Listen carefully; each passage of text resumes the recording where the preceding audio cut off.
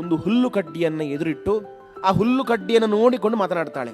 ಎಂದಿಗೂ ನಾನು ಆ ಕೆಟ್ಟ ಶೀಲವನ್ನು ಹೊಂದಿರುವಂತಹ ರಾವಣನ ಮುಖವನ್ನು ನೋಡುವುದಿಲ್ಲ. ಮನಃ ಅಂತ ಶಬ್ದವನ್ನು ತಿರುಗಿಸಿ ಹೇಳಿದರೆ, ಉಲ್ಟಾ ಹೇಳಿದರೆ ನಮಃ ಅಂತ ಆಯ್ತು. ನೀನು ಮನಸ್ಸನ್ನು ತಿರುಗಿಸು ಅಂತ ಹೇಳಿದರೆ ನೀನು ಶರಣಾಗು ಅಂತ ಅರ್ಥ, ನಿನ್ನ ನಮಸ್ಕಾರ ಮಾಡು ಅಂತ ಸೀತಾದೇವಿ ಈ ಭಾವದಲ್ಲಿ ಹೇಳ್ತಾ ಇದ್ದಾಳೆ. ನನ್ನ ಮುಂದೆ ನೀನು ನನಗೆ ಹುಲ್ಲು ಕಡ್ಡಿಗೆ ಸಮಾನ ಹೇಳುವಂತಹ ಭಾವವನ್ನು ಅಲ್ಲಿ ಸೀತಾದೇವಿ ತೋರಿಸಿಕೊಡ್ತಾ ಇದ್ದಾಳೆ. ಒಂದು ವೇಳೆ ರಾಮಚಂದ್ರ ಇಲ್ಲಿಗೆ ಬಂದ್ರೆ ಆ ರಾಮಚಂದ್ರನ ಮುಂದೆಯೂ ಕೂಡ ನೀನು ಹುಲ್ಲು ಕಡ್ಡಿ ಅಂತ ಇರಬೇಕಾಗ್ತದೆ ಅಷ್ಟೇ.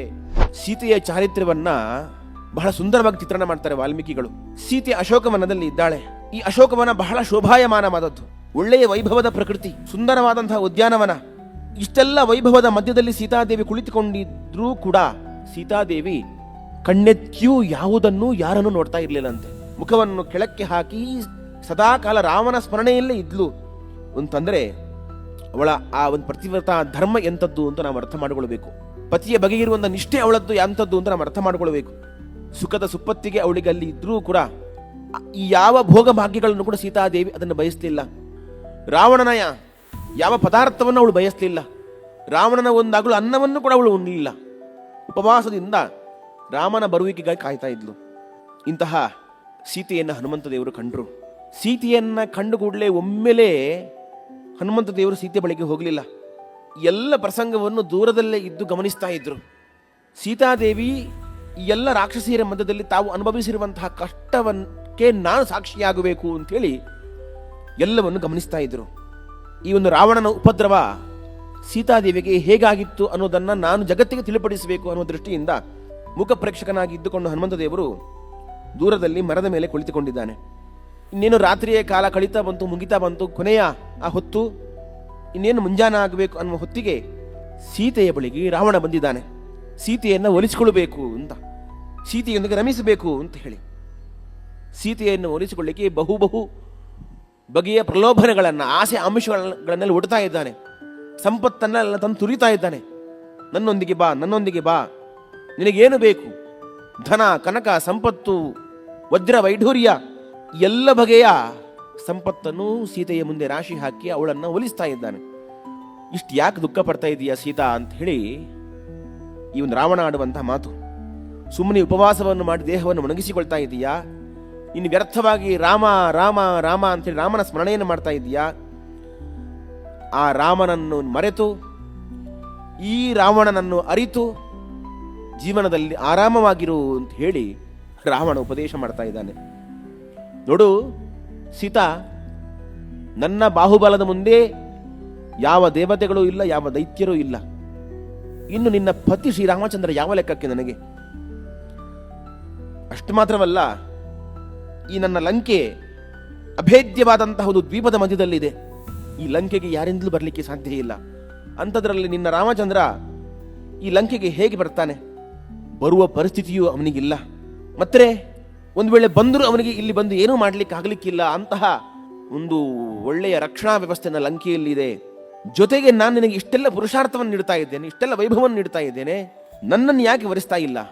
ಆ ಜಟಾವಲ್ಕಲ ಧಾರಿಯಾದಂತಹ ರಾಮಚಂದ್ರನನ್ನು ಯಾಕೆ ಸ್ಮರಣೆ ಮಾಡ್ತಾ ಇದ್ದೀಯಾ? ಅವನ ಜೊತೆ ಹೋದ್ರೆ ನಿನಗೇನು ಪುರುಷಾರ್ಥ ಸಿಗ್ತದೆ? ಎಂತಹ ಸುಖ ಸಿಗಲಿಕ್ಕೆ ಸಾಧ್ಯ ಉಂಟು ಅಂತ ಹೇಳಿ ಹೀಗೆ ರಾವಣ ಬಗೆಬಗೆಯಿಂದ ಹೇಳಿದ. ಕೊನೆಯಲ್ಲಿ ಒಂದು ಮಾತನ್ನು ಹೇಳ್ತಾನೆ, ಕಳೆದು ಹೋದಂತಹ ಕ್ಷಣ ಮತ್ತೆ ಬಾರದು. ಅದೇ ರೀತಿಯಾಗಿ ಕಳೆದು ಹೋದಂತಹ, ಹರಿದು ಹೋದಂತಹ ನದಿ ಮತ್ತೆ ಹಿಂತಿರುಗಿ ಬಾರದು. ಅದೇ ರೀತಿಯಾಗಿ ಈ ದೇಹದಲ್ಲಿ ಕಳೆದು ಹೋದಂತಹ ಯೌವನ ಮತ್ತೆ ಹಿಂತಿರುಗಿ ಬಾರದು ಅಂತ ರಾವಣ ಒಂದು ಮಾತನ್ನು ಕೊನೆಯಲ್ಲಿ ಹೇಳ್ತಾನೆ. ನಿನಗೆ ಎಷ್ಟು ಸಂಪತ್ತು ಬೇಕೋ ತೆಗೆದುಕೋ, ಬೇಕಾದರೆ ನಿನ್ನಪ್ಪ ಜನಕನಿಗೂ ಬೇಕಾದ ಸಂಪತ್ತನ್ನು ಕೊಡು ಅಂತ ಹೇಳಿ ಇಷ್ಟೆಲ್ಲ ಆಮಿಷಗಳನ್ನು ರಾವಣ ಉಪದೇಶ ಮಾಡಿದ. ಇಷ್ಟೆಲ್ಲ ಹೇಳಿದರೂ ಕೂಡ ಸೀತಾದೇವಿಯ ಮನಸ್ಸು ಸ್ವಲ್ಪವೂ ವ್ಯತ್ಯಾಸ ಆಗಲಿಲ್ಲ. ಈ ಸಂದರ್ಭದಲ್ಲಿ ಸೀತಾದೇವಿ ಏನು ಮಾಡಿದ್ಲು? ಇಷ್ಟೆಲ್ಲ ರಾಮನ ಮಾತನ್ನು ಕೇಳಿದ ಮೇಲೆ ಸೀತಾದೇವಿಯ ಪ್ರತಿಕ್ರಿಯೆ ಹೇಗಿರ್ಬೋದು ಅಂತ ನಮಗೆಲ್ಲ ಅನಿಸ್ಬೋದು. ಸೀತಾದೇವಿಗೂ ಕೂಡ ತನ್ನ ಮನೋಗತವನ್ನು ರಾವಣನಿಗೆ ಅರ್ಥ ಮಾಡಿಸಬೇಕು ಅಂತ ಒಂದಿತ್ತು.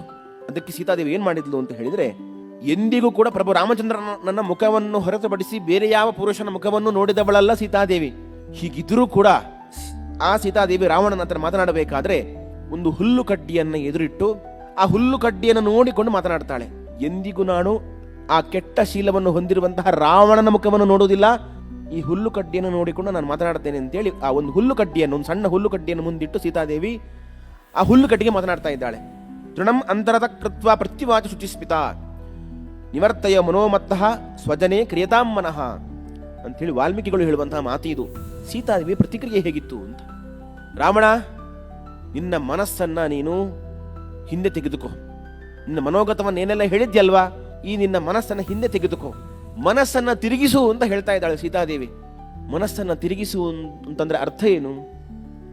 ಶಬ್ದವನ್ನು ಗಮನಿಸಿ. ಮನಃ ಅಂತ ಶಬ್ದ ಇದೆ. ಈ ಶಬ್ದವನ್ನು ತಿರುಗಿಸಿದರೆ, ಮನಃ ಅಂತ ಶಬ್ದವನ್ನು ತಿರುಗಿಸಿ ಹೇಳಿದರೆ, ಉಲ್ಟಾ ಹೇಳಿದರೆ ನಮಃ ಅಂತ ಆಯ್ತು.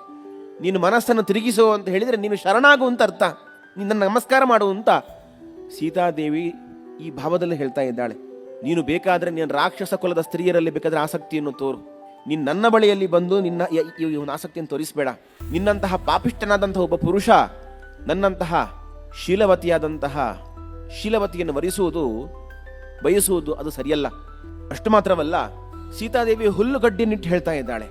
ಇದರಿಂದ ಅನೇಕ ಧ್ವನಿಗಳುಂಟು. ನನ್ನ ಮುಂದೆ ನೀನು ನನಗೆ ಹುಲ್ಲುಕಡ್ಡಿಗೆ ಸಮಾನ ಹೇಳುವಂತಹ ಭಾವವನ್ನು ಅಲ್ಲಿ ಸೀತಾದೇವಿ ತೋರಿಸಿಕೊಡ್ತಾ ಇದ್ದಾಳೆ. ಮತ್ತೊಂದು, ಒಂದು ವೇಳೆ ರಾಮಚಂದ್ರ ಇಲ್ಲಿಗೆ ಬಂದರೆ ಆ ರಾಮಚಂದ್ರನ ಮುಂದೆಯೂ ಕೂಡ ನೀನು ಹುಲ್ಲುಕಡ್ಡಿ ಅಂತ ಇರಬೇಕಾಗ್ತದೆ ಅಷ್ಟೇ ಅಂತ ಅನ್ನುವ ಆ ಧ್ವನಿಯು ಕೂಡ ಇದರಲ್ಲಿ ಇದೆ.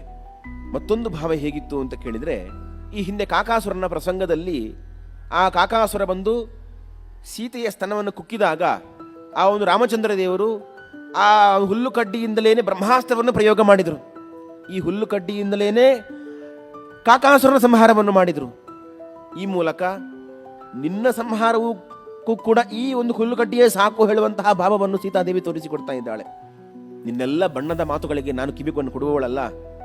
ನೀ ಹುಲ್ಲುಕಡ್ಡಿಯ ಮುಂದೆ ಇಂತಹ ಮಾತುಗಳನ್ನು ಆಡಬಹುದು, ನನ್ನ ಮುಂದೆ ಆಡ್ಲಿಕ್ಕೆ ಸಾಧ್ಯ ಇಲ್ಲ ಅನ್ನುವ ಭಾವವನ್ನ ಸೀತಾದೇವಿ ಮುಂದಿಡ್ತಾ ಇದ್ದಾಳೆ. ರಾವಣ, ನಿನಗೇನಾದರೂ ಬದುಕಬೇಕು ಹೇಳುವಂತಹ ಆಸೆ ಏನಾದರೂ ಇದ್ರೆ, ಈ ಬದುಕಿನಲ್ಲಿ ಸುಖವನ್ನು ಕಾಣಬೇಕು ಹೇಳುವಂಥ ಇಚ್ಛೆ ಏನಾದರೂ ಇದ್ರೆ, ಆ ಕರುಣಾಮೂರ್ತಿಯಾದಂತಹ ರಾಮಚಂದ್ರನ ಪಾದಕ್ಕೆ ಎರಗು, ನನ್ನನ್ನು ಅವನಿಗೆ ಒಪ್ಪಿಸಿ ಕ್ಷಮೆಯನ್ನ ಕೇಳು. ಖಂಡಿತವಾಗಿಯೂ ರಾಮಚಂದ್ರ ನಿನ್ನನ್ನು ಕ್ಷಮಿಸ್ತಾನೆ. ಆ ರಾಮಚಂದ್ರ ನಿನ್ನಲ್ಲಿ ದಯೆಯನ್ನು ತೋರಿಸ್ತಾನೆ. ಇಂತಹ ದುಸ್ಸಾಹಸಕ್ಕೆ ಕೈ ಹಾಕಲಿಕ್ಕೆ ಹೋಗಬೇಡ ಅಂತ ಹೇಳಿ ಸೀತಾದೇವಿ ಬುದ್ಧಿವಾದವನ್ನು ಹೇಳ್ತಾಳೆ. ಇದು ಸೀತೆಯ ಪಾತಿವ್ರತ್ಯ. ಎಂದಿಗೂ ಕೂಡ ಪರಪುರುಷನನ್ನ ಕಣ್ಣೆತ್ತಿಯೂ ನೋಡದವಳು. ಒಂದು ವೇಳೆ ಅಂತಹ ಪರಪುರುಷನಲ್ಲಿ ಮಾತನಾಡುವ ಪ್ರಸಂಗ ಬಂದಾಗ ಒಂದು ಹುಲ್ಲುಕಡ್ಡಿಯನ್ನಿಟ್ಟು ಮಾತನಾಡಿದವಳು.